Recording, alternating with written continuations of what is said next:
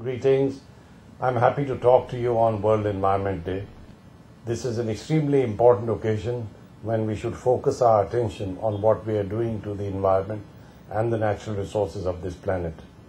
In actual fact, if we were to take care of what is our prime responsibility in maintaining a sustainable pattern of development and ensuring that the natural resources of this earth are properly protected, then we really wouldn't need a celebration like World Environment Day.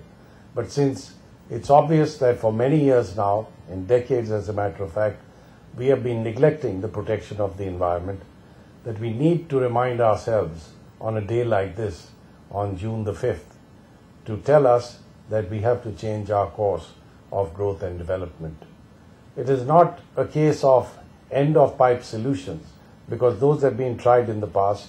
They are expensive, they are ineffective, and they really don't address the basic fundamentals of the problem.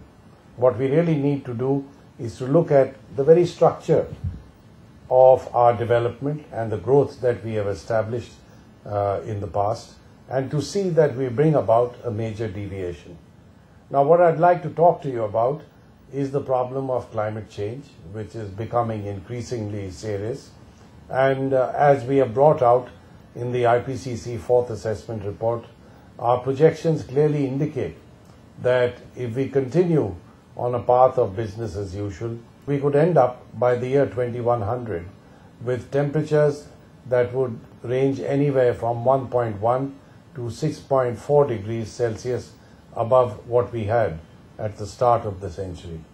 And to this, if you were to add the 0.74 degrees Celsius increase in temperature that took place during the 20th century, then clearly we would have affected the climate of this planet to a point where its impacts are going to be serious in different parts of the world.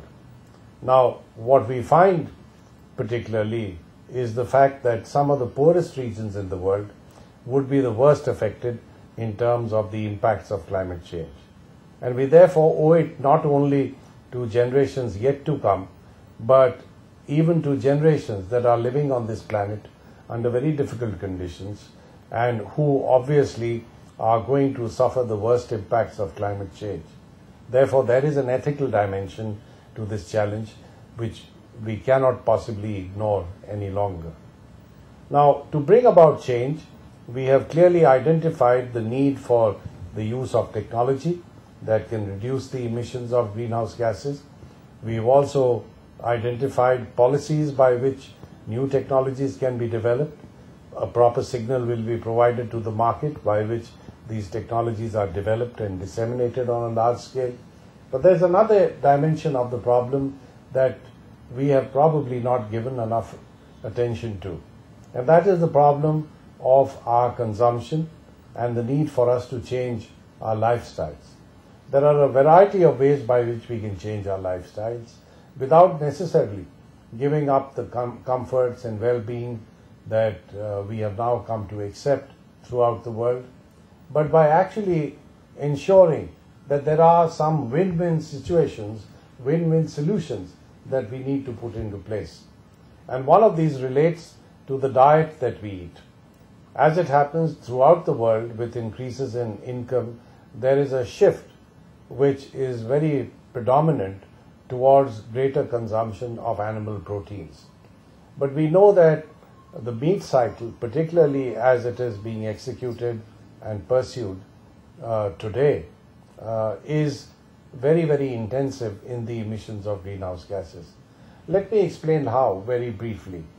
You see, for instance, to create infrastructure and space for raising of animals, essentially for production of meat, in very many parts of the world we have had to cut down on forests. Now that certainly has a major implication on emissions of greenhouse gases because, as you know, deforestation is one of the major contributors to emissions of greenhouse gases. Then these animals use that pasture land for producing more and more meat on their bodies, and in order to ensure that, we are feeding them with grains which are being grown elsewhere, often with intensive use of fertilizers, chemicals, pesticides. And that in itself has major implications for emissions of greenhouse gases. When the animals are butchered, then they have to be kept under refrigeration. And now that the global meat industry is really very large and has a footprint that extends across various lands on this planet, often the meat that is produced, let us say in Latin America, will be transported long distances to Asia. And all of this has to be done under refrigeration. And when it arrives at its destination, then it is kept in wholesale depots or storage places, again under refrigeration. And finally, it goes to retail outlets where again meat has to be maintained under refrigeration. And today, as you're aware, consumers buy that meat and bring it home and they store it in their refrigerators. Now, we have seen over the years that the size of freezers in refrigerators has grown much larger, essentially to provide a facility to consumers whereby they can store all this meat and other produce as well, and therefore that is associated with emissions of greenhouse gases because refrigeration will involve the consumption of energy, and at some point on the planet it's going to create, based on fossil fuel power generation, emissions of greenhouse gases that are increasing very rapidly.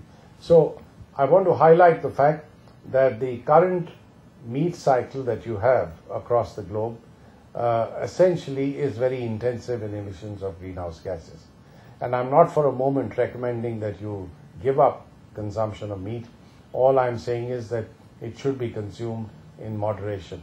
And that's because in any case, medical science now tells us that excessive consumption of meat is certainly not good for human health. And therefore, what I generally say is that if you eat less meat, you would be much healthier, and so would the planet. So I want to highlight this as an important step towards reducing emissions of greenhouse gases and as an important part of what would constitute changes in lifestyles. I believe it is important to provide these examples. These are examples that cannot be provided by science alone, and they would certainly require some shift in preferences on the part of consumers.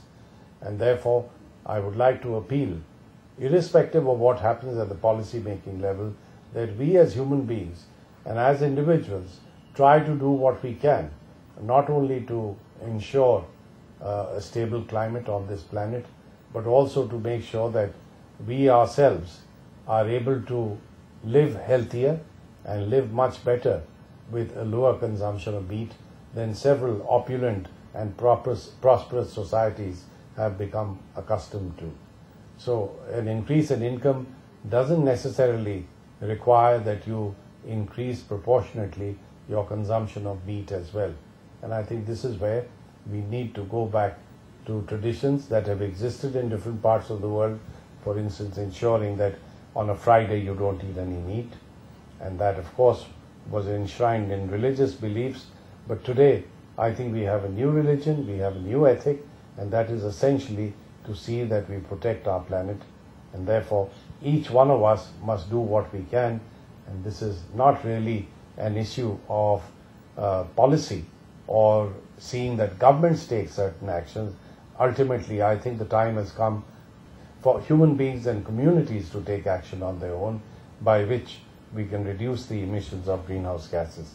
So may I wish you a very pleasant and productive World Environment Day celebration, and I hope you would be able to mobilize support wherever you are to see that we move in a direction that would ensure a sustainable future and a green and healthy planet which we cannot afford to ignore any longer.